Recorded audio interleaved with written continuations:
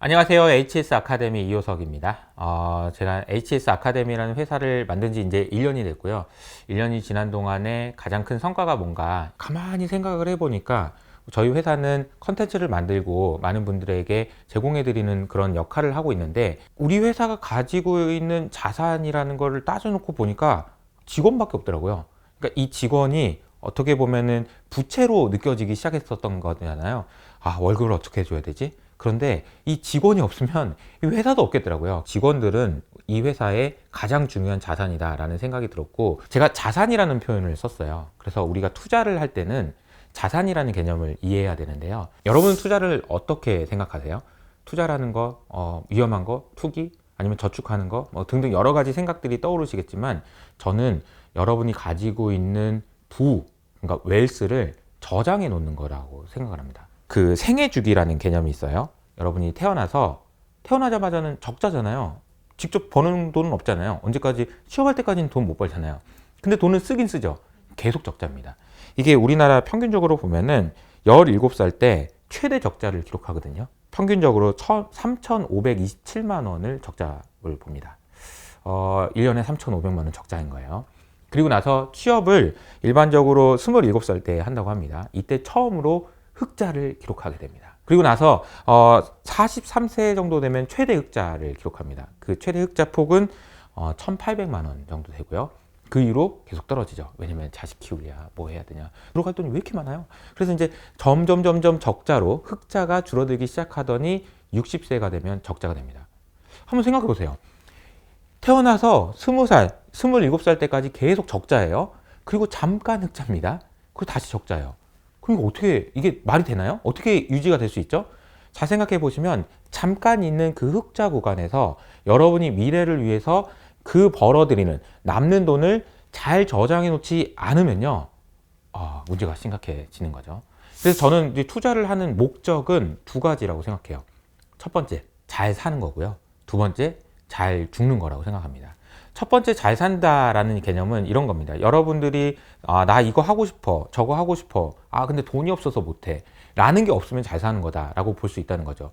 근데 문제는 뭐냐면, 내가 하고 싶은 것, 먹고 싶은 것, 놀고 싶은 것, 이 돈은 계속해서 인플레이션 때문에 가격이 올라갑니다. 올해보다 내년에 돈을 더 내야 돼요. 내년보다 10년 후에 짜장면 값이 많이 올라갈 거예요. 그러면 여러분들이 최소한 인플레이션보다도 높은 운용 수익률을 갖지 못한다면 여러분들의 삶은 점점 팍팍해질 수밖에 없어요. 그래서 우리 투자의 목적은 첫 번째, 잘 사는 거라고 했는데, 그 목적은 인플레이션을 이기는 겁니다. 인플레이션을 이겨서 내가 구매력을 계속 유지할 수 있는 것, 이것이 첫 번째 목적이라는 거죠. 잘 사는 것입니다. 두 번째는 잘 죽는 것이라고 표현했는데요. 앞서서 제가 생애 주기 수지라는 개념을 설명드렸어요. 적자 보다가 잠깐 흑자 보고 다시 또 적자로 간다, 이렇게 설명드렸잖아요. 그러면 잘 생각해 봅시다. 흑자 나는 구간에 우리가 투자를 잘했어요. 그래서 자산이 많아요. 자산이 많은데 그 자산이 점점 줄어듭니다. 왜냐면 적자를 보니까요. 돈을 빼서 써야 될 거 아니에요. 점점 줄다가 나의 자산이 먼저 죽었어요. 근데 내가 살아있는 거죠. 이러면 너무 비참한 겁니다. 내가 너무 오래 산 거죠. 내 자산보다.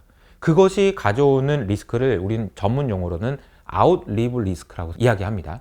이 상황이 되는 거는 잘 죽는 게 아닙니다. 잘 죽기 위해서는 나보다 나의 자산이 늦게 죽어야 돼요. 그래서 여러분들이 잠깐 있는 그 흑자 구간에서의 그 쌓여 있는 그 부를 좋은 곳에 저장을 해놔야 된다는 거죠. 마치 풍년이 됐을 때 흉년을 대비하는 것과 같은 의미예요. 그러면 어떤 자산이 좋은 자산이냐, 이 생각을 해보도록 하겠습니다. 자산이라는 걸 제가 이렇게 얘기했어요. 처음에 저희 회사가 직원이 부채인 줄 알았는데 자산이었어요. 왜냐하면 이 직원들이 일을 하는 것이 이 회사의 가치를 높이기 때문이에요. 자산이라는 것은 향후에 미래에 경제적인 이득을 줄 것으로 기대되는 것을 자산이라고 이야기합니다. 그리고 그 자산에는 아주 중요한 기능이 있는데요. 바로 여러분들이 가지고 있는 가치를 저장하는 기능이 있습니다. 여러분이 저녁을 먹다가 음식이 좀 남았어요. 내일 아침에 먹어야지 라고 하고 냉장고에 넣어놨습니다. 근데 아침에 일어나 보니까 냉장고 전기가 나가가지고 다 썩었어요. 이거는 안 좋은 자산인 거예요. 좋은 자산이라는 것은 가치를 잘 보존하는 것이 굉장히 중요하다라는 말씀을 드리고 싶습니다. 그래서 저는 좋은 자산의 조건을 크게 5가지로 이야기합니다. 첫 번째로는 이제 유동성이란 개념이에요. 유동성이란 개념은 무슨 말이냐면요.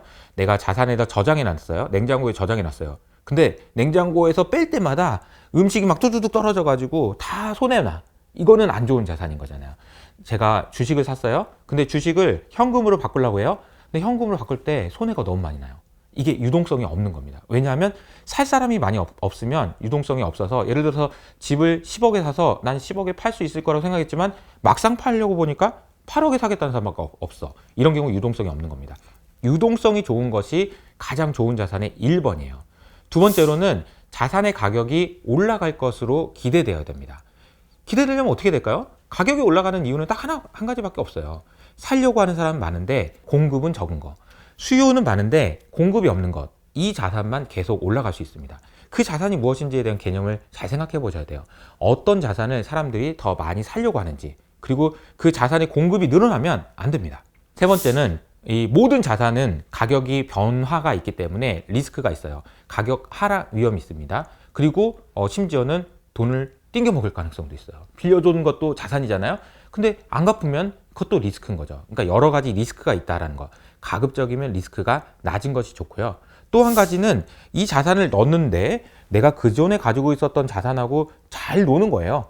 성격이 좋아서. 그래서 내가 가지고 있는 자산이 빠질 때 얘만 또 오르는 거죠. 내가 가진 자산이 오를 때는 얘가 또 빠져주고, 이런 식으로 상관관계가 낮아서 포트폴리오 측면에서 도움이 되는 자산도 좋은 자산입니다. 마지막으로는 투명성이라는 개념인데요. 금융자산이 가진 아주 중요한 특징이 있어요. 여러분, 주식을 가지고 있다, 혹은 채권에 투자했다라는 것은 어떤 의미일까요? 생각을 해보면 내가 삼성전자 주식을 가지고 있다는 얘기는 삼성전자라는 어떤 무형의 가치 있는 어떤 것을 잘게 쪼개서 그 중에 하나를 가지고 있다는 얘기거든요. 그러면 주인이란 얘기예요. 이론상으로는 그렇습니다. 근데 진짜 주인인가요? 아니죠.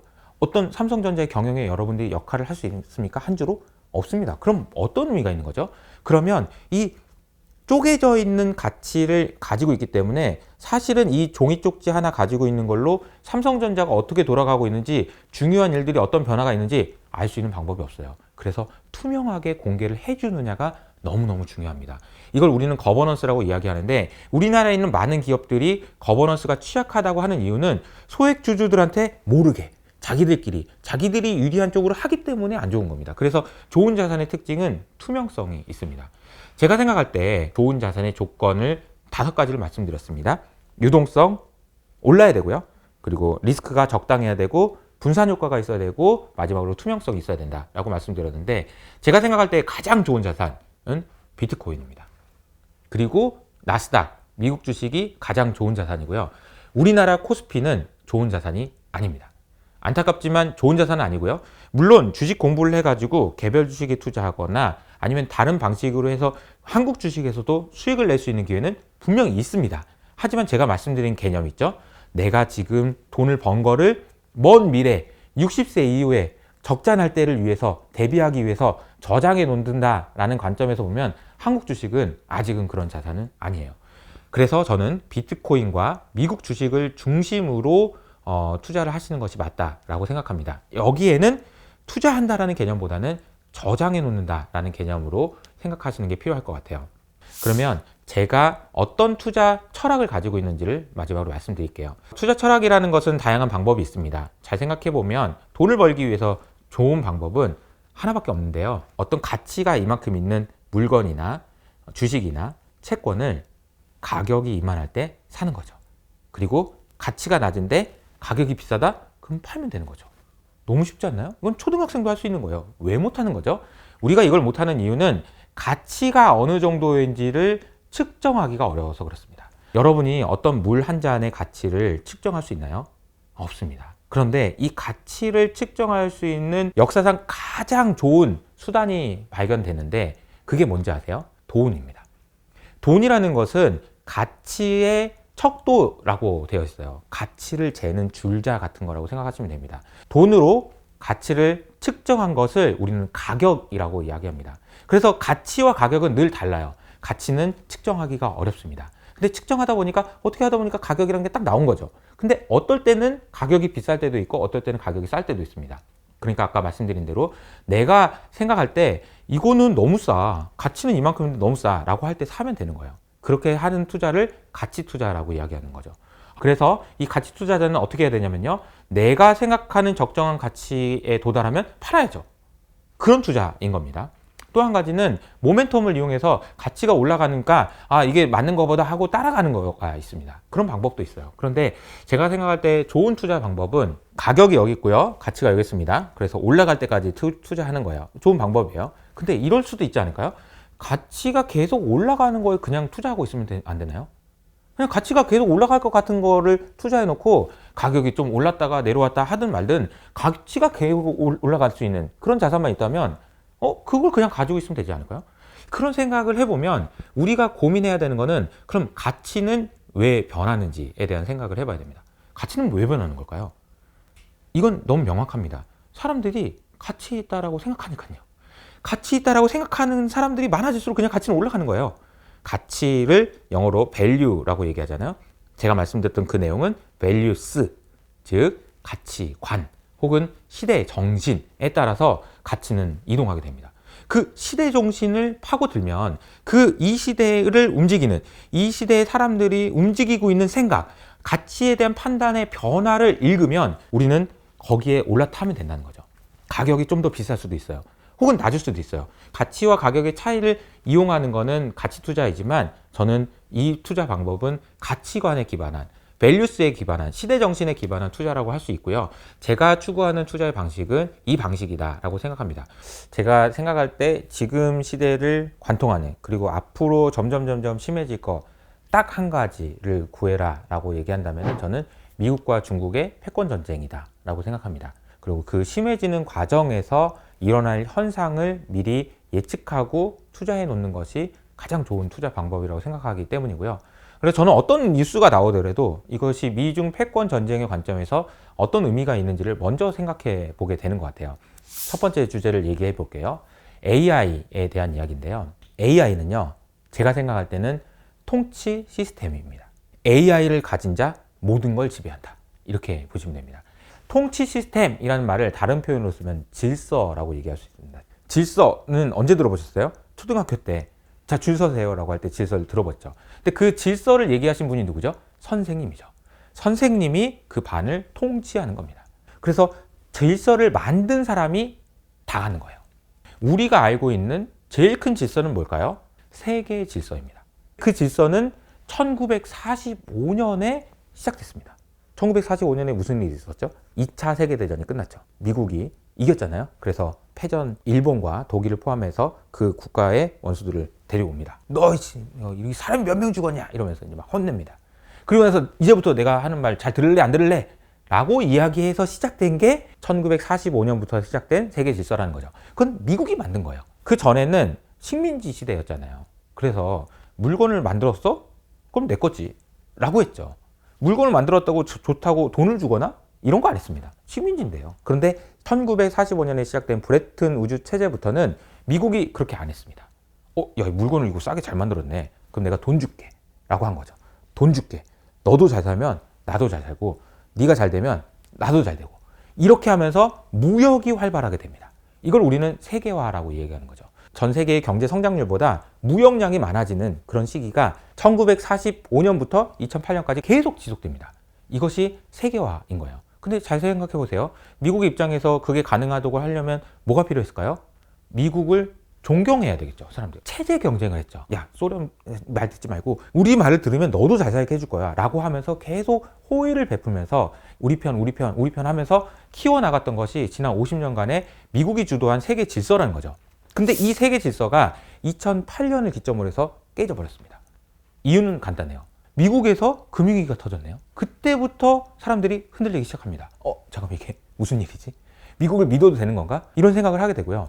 그때 당시 오바마 정부에서 시작된 것이 리쇼어링이라는 개념인데요. 그동안에는 야, 네가 잘했으니까 돈 줄게 라는 거에서 안 되겠다, 내가 만들어야 되겠다 라는 생각을 했다는 거고, 그 전환점이 큰 변화였다는 거죠. 그래서 2008년에 그렇게 위기가 터지니까 미국 정부에서는 어쩔 수 없이 디플레이션에 빠지는 걸 막기 위해서 양적 완화라고 하는 돈풀기 정책을 시도했고요.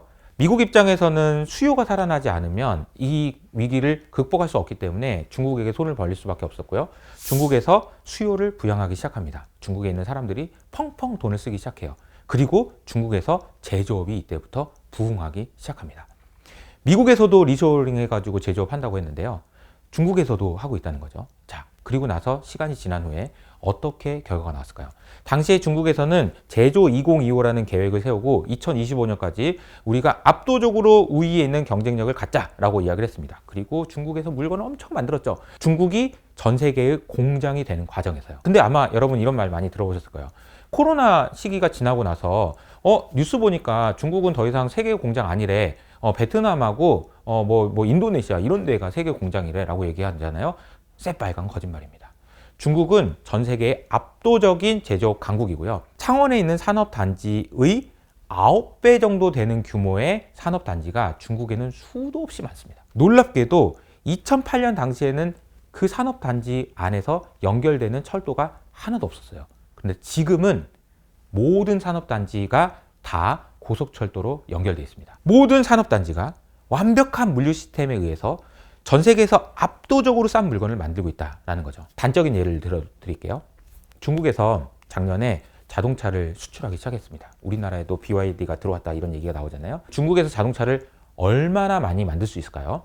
중국의 자동차 생산 캐파는 대략 5천만 대 정도 된다라고 알려져 있습니다. 그런데 중국에서 한 해에 소비할 수 있는 자동차는 대략 2천만 대가 조금 넘는다고 해요.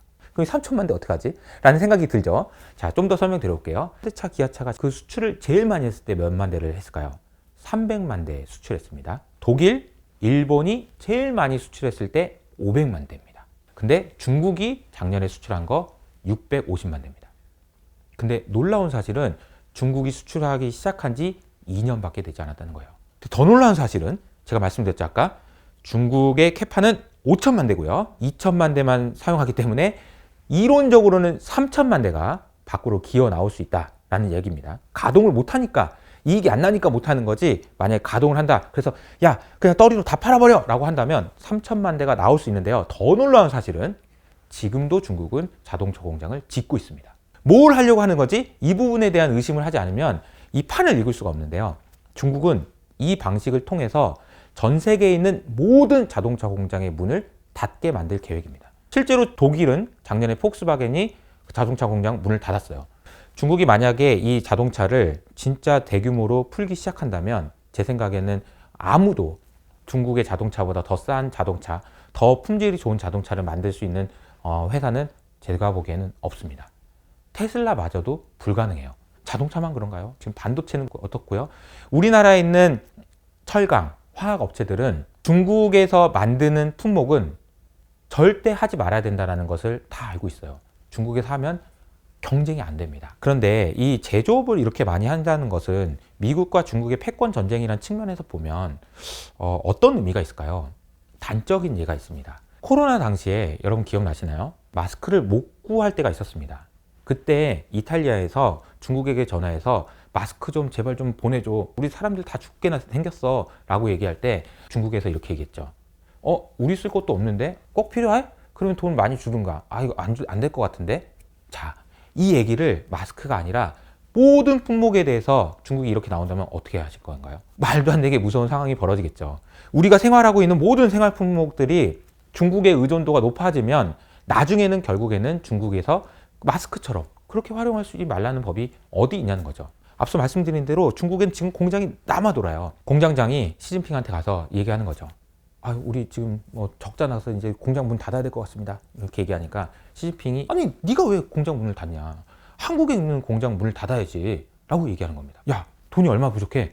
그러면 보조금을 찔러주기 시작합니다. 근데 놀라운 사실은 중국이 얼마나 많은 보조금을 주고 있는지 이 세상에 아는 사람은 아무도 없습니다. 중국의 그 국가적인 전략을 통해서 부양하고 있는 이 제조업이 앞으로 시간이 갈수록 어떻게 될지를 생각해 보면 저는 너무 아찔한 것 같아요. 그럼 중국을 제외한 나머지 지역에서는 어떻게 되고 있을까요? 공급망을 다시 재편하기 위해서 노력을 하고 있다라고 얘기하고 있지만 여기서 주도권을 가진 미국이란 나라는 자국만 생각하고 있습니다. 제가 처음에 말씀드렸죠. 미국이 만든 질서는 그런 질서가 아니었습니다. 미국만 생각하는 것이 아니라 이미 충분히 부자였기 때문에 야, 너도 알려줄게. 너도 부자가 되게 해줄게. 내가 사줄게. 라고 하던 미국이 이제는 자기 살기에도 급급합니다. 그래서 우리나라에서 공장 안 지면 세금 내. 우리나라에 수출할 거면 관세 내. 라고 하고 있다는 거죠. 구도가 완전히 바뀌었다는 것을 이해하시는 것이 필요합니다. 자, 그러면 미국의 관점에서 생각해 봅시다. 중국이 이렇게 나오고 있다는 걸 저도 알고 있는데 미국이 모를까요? 트럼프가 모를까요? 아니요, 알걸요? 트럼프가 생각할 때 중국을 이길 수 있는 유일한 방법은 AI밖에 없습니다. AI에 올인하지 않으면 중국을 이길 수 있는 방법은 없다는 거예요. 제조업 경쟁력 절대 따라갈 수 없습니다. 지금 와서요? 고속철도를 어떻게 까나요? 인건비는 어떻게 하고요? 로봇이 한다고요? 어느 세월에요? 불가능합니다. 그래서 빨리 AI를 개발해야 되는 거고요. 제일 빨리 AI를 개발하기 위해서 트럼프 정부가 처음에 한 게 뭐예요? AI 짤을 만들고 그리고 에너지 짤을 만들잖아요. AI 시대의 유저는 데이터 센터란 말이에요. 데이터 센터를 많이 짓는 것이 필요한데 미국은 지금 에너지가 하나도 없는 거예요. 에너지 비상사태를 선포해야 될 정도로 에너지가 없는 상황이고요. 에너지를 더 많이 캐고 그리고 전력망을 깔아서 데이터 센터를 진짜 많이 지어야 되는 거예요. 그리고 압도적으로 중국을 AI로 이겨버려야 되겠다라는 생각을 한다는 거죠. 근데 얼마 전에 딥시크 사태가 터졌습니다. 이 사건은 제가 볼 때는 5년, 10년 후에 진짜 어마어마한 사건으로 기록될 것 같습니다. AI라는 것을 이야기 들은 지 지금 우리 2년 됐어요. 그리고 제일 깜짝 놀란 게 챗GPT죠. 사람들이 열광했습니다. 그런데 2년 만에 이 상품이 공짜가 돼버렸어요. 아무짝에도 쓸모없는 커머더티가 돼버렸습니다. 이 정도로 AI의 개발 속도가 진짜 너무 눈부실 정도로 발달했다는 걸 의미합니다. 딥시크가 개발한 그 R1이라는 코드는 오픈소스로 공개됐는데요. 오픈소스라는 것이 의미하는 건 이런 겁니다. 줄을 서가지고 기다리는 그런 순댓국밥집이 있습니다. 근데 그 순댓국밥의 그 레시피는 며느리도 몰라요. 왜? 며느리가 알면 딴 데 가서 장사하니까. 그 레시피, 그거 공개하면 안 되죠. 그래서 오픈 AI의 샘 알트만은 이걸 공개 안 한 겁니다. 근데 딥시크의 양원평은 이걸 공개해버린 겁니다. 우리나라에는 모든 국민들이 맛있는 순댓국밥을 먹게 하기 위해서 나는 이걸 공개합니다. 이렇게 해버린 거죠. 순댓국밥집 주인이 어떻게 생각할까요? 열받죠. 너무 열받습니다. 자괴감이 느껴질걸요? 내가 이거를 귀한 거라고 해서 꽁꽁 숨겨놨는데 쟤는 저 돈 들여가지고 저걸 했단 말이야? 미국에 있는 개발자들이 난리가 났습니다. 미국이 정말 큰 충격에 빠졌어요. 1957년에 소련에서 처음으로 우주선을 발사했다. 야, 미국이 소련보다 기술력이 떨어져? 라고 해서 각성시켰던 그 사건을 사람들이 많이 얘기하는 이유는 여기 있습니다. AI를 잘하기 위해서는 크게 세 가지가 필요해요. 첫 번째, 데이터. 두 번째, 알고리즘. 세 번째, 컴퓨팅. 이 세 가지가 필요합니다. 데이터는 중국이 미국을 압승했어요. 왜 그럴까요? 생각해 보세요. 중국에는요, 14억 인구의 안면이 모두 저장돼 있습니다. 개인정보? 그런 거 없어요. 컴퓨팅을 못하게 하려고 미국에서 엔비디아 칩을 안 주고 난리가 났던 거잖아요. 근데 이거 컴퓨터 칩을 안 주니까 이번에 랑원평이 딥시크를 통해서 알고리즘을 개발해버린 거죠. 근데 더 놀라운 사실은 중국이 미국에 있는 알고리즘을 얼마든지 훔쳐올 수 있다는 겁니다. 어떻게 그렇게 가능하죠? 미국에 있는 AI 회사들, 탑 클래스의 개발자들의 거의 50%가 중국인입니다. 중국 출신 미국인 혹은 중국인이요. 이 사람들한테 중국에 있는 사람들은 어떤 러브콜을 보내고 있냐면요. 193 프로젝트라는 코드명으로 이 사람들을 데려오려고 하고 있는데요. 1년치 연봉의 9배를 3년 동안 보장해줘. 그리고 데려와. 라고 얘기하고 있습니다. 거기 가면 3년 일하고 27년 놀면 되잖아요. 가지 않을까요? 게다가 중국 사람인데요. 가지 않을까요? 그럼 여기에서 개발한 이 알고리즘이 미국 거라고 할 수 있을까요? 라고 생각해보면 저는 미국 입장에서는 지금 벌어지고 있는 이 판도는 매우 위험하다라고 생각을 합니다. 그래서 자, 결론입니다. 미국이 만든 질서가 흔들리고 있다. 그리고 그 질서가 크게 흔들렸던 2008년 이후로 시작된 제조업 경쟁에서 중국이 압승했다라는 말씀을 드렸고요. 그리고 AI 시대에도 중국이 진짜 만만치가 않다라는 이야기를 했습니다. 미국이 AI 기술 패권 전쟁에서 우위를 점하기 위해서는 과거에 오펜하이머 영화에 나왔던 맨하탄 프로젝트처럼 전 세계에 있는 개발자를 끌어모으고 전 세계에 있는 돈을 어떻게든 끌어모아서 미국 내에서 AI가 개발되도록 해야 될 겁니다. 그것을 미국의 빅테크들이 이미 하고 있는 거고요. 미국의 빅테크가 투자하고 있는 R&D 투자 금액이 미국 정부에서 투자하는 것보다 많더라고요. 그만큼 미국의 빅테크는 미국에는 없어서 안 되는 회사가 됐습니다. 자, 그러면 이제 여러분께 질문해 볼게요. 그럼 이 시대에 미국이 어떻게 나올지를 생각해 본다면 미국의 빅테크에 투자해야 되지 않을까요? 미국의 AI 산업에 투자해야 되지 않을까요? 이거는 너무 명확합니다. 중국이 지지 않기 위해서 더 많은 규제를 풀어줄 거고요.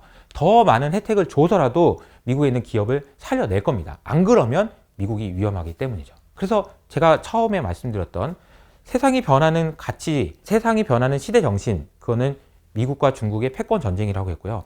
그 가장 중요한 핵심은 AI라고 했습니다.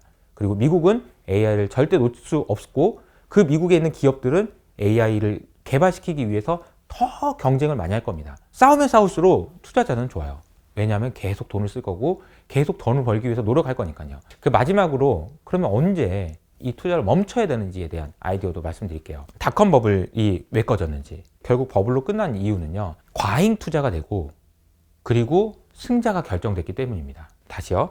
지금 현재 미국의 AI는요, 명백한 과잉 투자입니다. 왜냐하면 구글만 하면 되는 거를 애플도 하고요. 애플만 하면 되는 걸 마이크로소프트도 합니다. 소위 말하는 빅테크라고 하는 모든 기업들이 과소 투자해서 혹시라도 다른 기업한테 뒤지면 우리는 그냥 죽기 때문이다 라고 이야기하면서 경쟁적으로 투자를 하고 있어요. 이 과잉 투자가 지속되는 구간은 언제냐면요, 승자가 결정될 때까지입니다. 승자가 결정되면 구글 이제 그만해도 돼 라고 하면서 투자가 멈출 거예요. 그때는 주가가 급락할 수도 있어요. 하지만 그 전까지는 투자를 계속 이어가야 된다라는 말씀을 드리고 싶습니다. 중국이 그렇게 대단하면 우리 중국에도 투자해 볼 수 있지 않을까라고 생각할 수 있는데요. 근데 좀 한 가지 고민해 보셔야 되는 건 이런 거예요. 중국이라는 나라가 잘 되면 중국 주식이 좋을까요? 제가 처음에 뭐라고 했죠? 자산, 좋은 자산이라는 건 투명성이 있어야 돼요. 이 회사가 잘 되면 잘 되는 만큼 주주도 좋아야 돼요. 그런데 이것이 보장되어 있지 않기 때문에 중국이 잘 되더라도 중국 주식에 대한 투자가 상대적으로 덜 매력적인 이유가 여기 있습니다. 잘 생각해 보시면 마윈한테 어떻게 했죠? 쫓아내버렸잖아요. 근데 그런 걸 보고 우리가 저기에 투자하면 제가 잘 될 때 나도 수혜를 볼 수 있다라고 생각할 수 있느냐, 이 부분이 이제 의심이 든다는 거죠.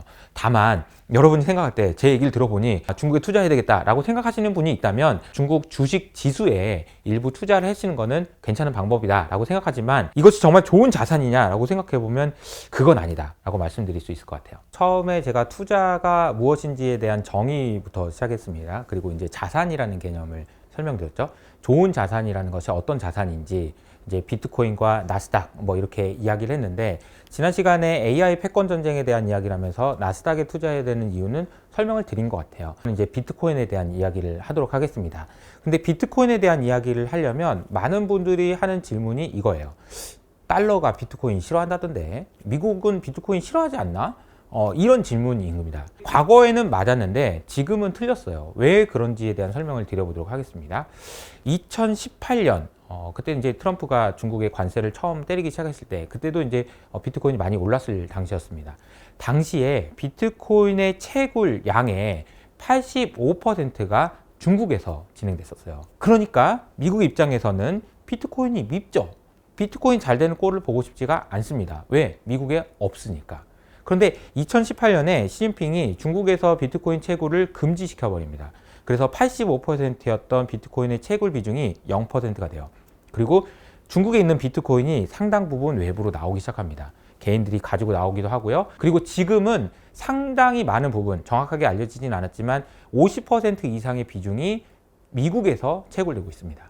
그러니까 이것은 어떤 것을 의미하냐면, 과거에는 중국에게 유리했지만 지금은 미국에 유리하다라는 거죠. 작년에 블랙락에서 비트코인 ETF를 출시했잖아요. 무슨 의미일까요?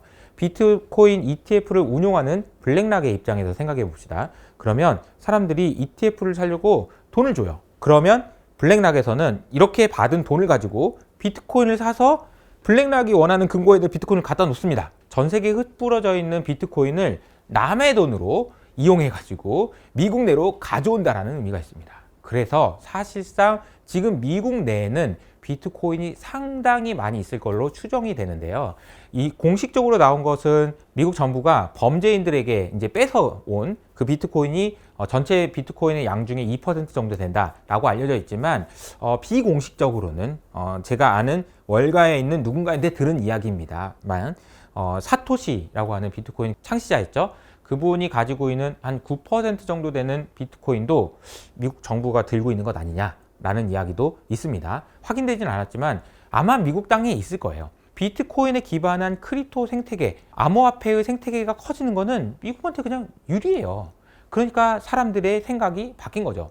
블랙락의 CEO인 레리 핑크를 포함해서 많은 사람들이 나 옛날에 비트코인 쓰레기라고 했는데 지금은 아니야 라고 얘기하는 이유가 여기 있습니다.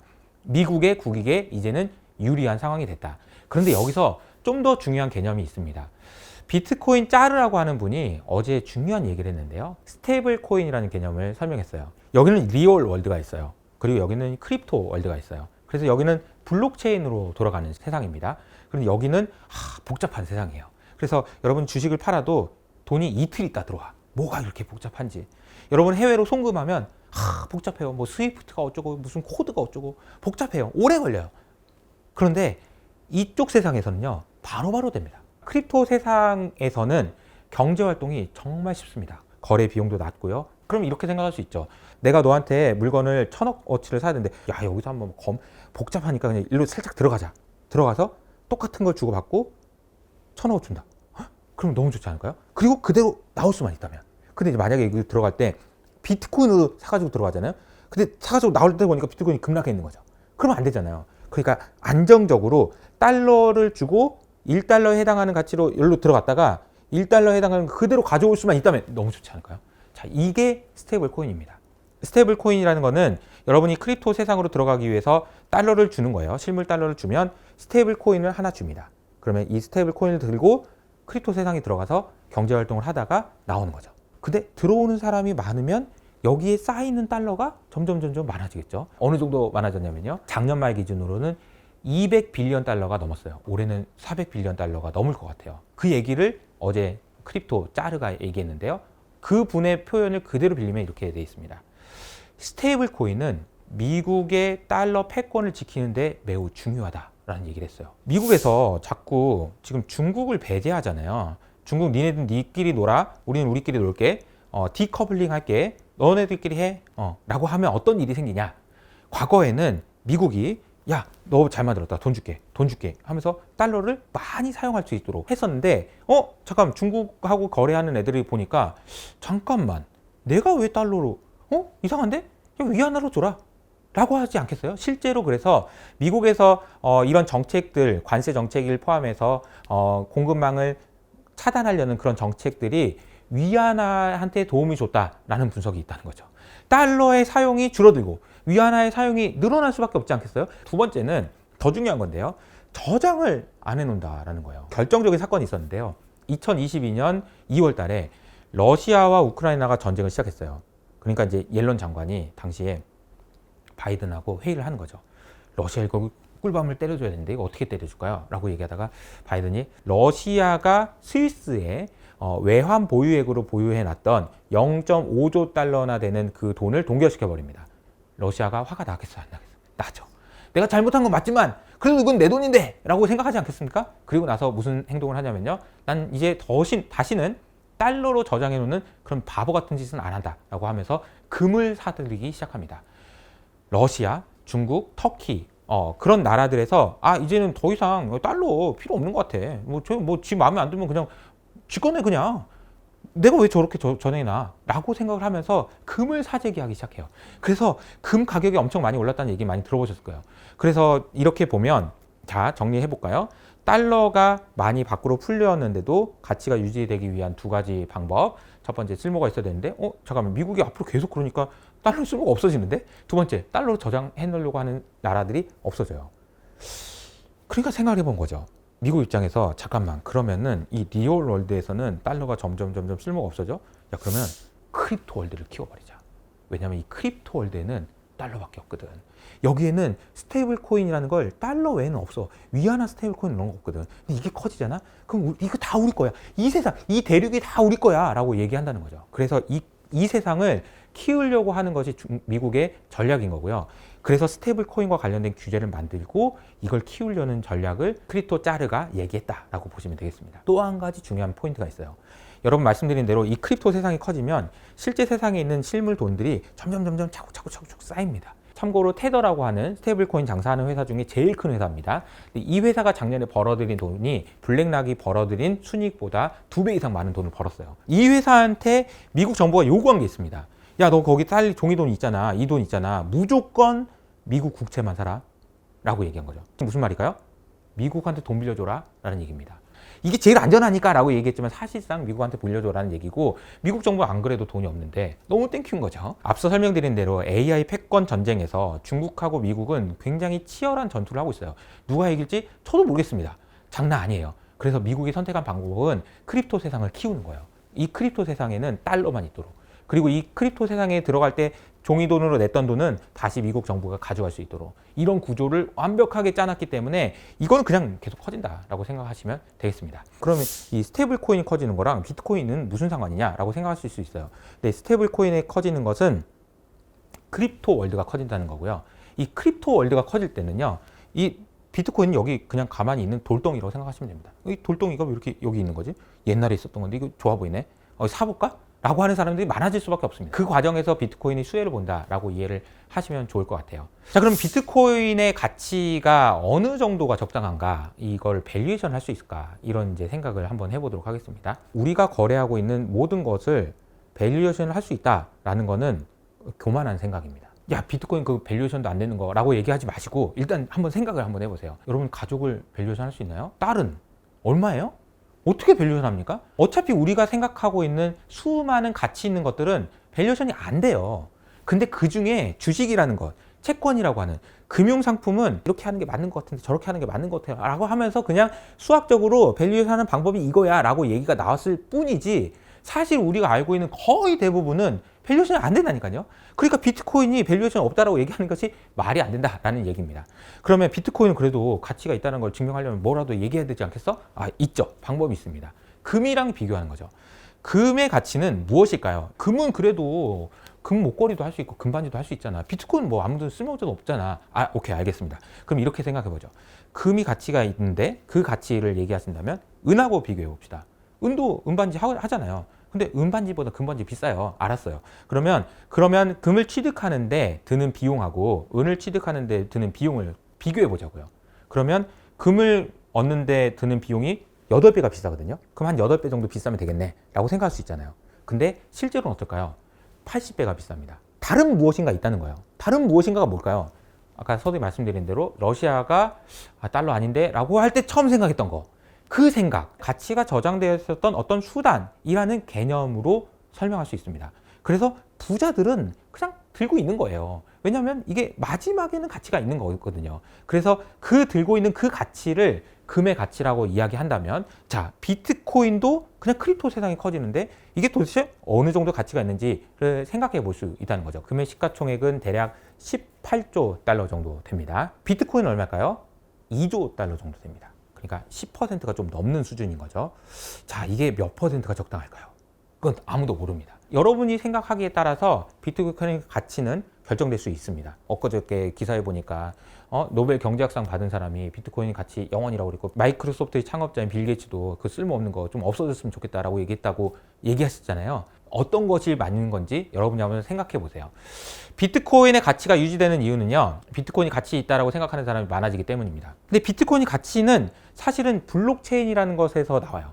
비트코인 원장에서 어떤 변화가 있을 때마다 이 변화가 이 사람이 이 사람한테 비트코인을 보냈네, 이런 원장이 맞는지 여부를 검토하고 이것이 진짜 맞다라는 것을 검증해 줄 수 있는 작업을 하는 누군가가 필요해요. 그걸 채굴자라고 얘기하는 거고요. 그 채굴자에게 주어지는 보상이 비트코인인 거죠. 이 채굴자가 만약에 나 채굴 안 해 라고 하면 비트코인 생태계는 무너지고 네트워크는 무너지면서 비트코인 가치는 0원이 될 겁니다. 그럼 비트코인 채굴자가 계속 채굴하려면 어떻게 해야 될까요? 주어지는 보상이 내가 이거 비트코인 채굴하는데 드는 돈보다는 많아야 될 거 아니에요. 근데 재밌는 사실이 있죠. 비트코인을 보상으로 주어지는 비트코인의 개수는 4년마다 반으로 줄어든다면서요. 그래도 계속 할 수 있을까요? 그래서 사실 반감기가 올 때마다 비트코인 0원 간다는 얘기가 나왔던 거예요. 얘네들이 채굴 안 할 거야. 그럼 개판돼. 그럼 없어져. 이렇게 됐던 거죠. 그런데 지금은 미국이라는 나라가 앞서 말씀드린 대로 계속해서 받쳐줄 겁니다. 크립토가 세상이 커지는 게 미국에 유리해. 계속 받쳐줄 거라는 거죠. 미국에서 전략자산으로 비트코인을 이제 채굴한다라는 것은 어떤 의미가 있냐면요. 미국이 이 비트코인을 계속 산다는 얘기입니다. 앞으로 10년, 20년 동안 계속 산다는 얘기예요. 미국 정부가 10년, 20년 동안 사는데 이것이 영원에 갈 거라고 베팅할 수 있는 사람이 있을까요? 베팅 해보라고 하세요. 마이크로소프트의 빌 게이츠 그리고 유진 파마 교수님 숏 쳐보세요. 그럼 제가 믿을게요.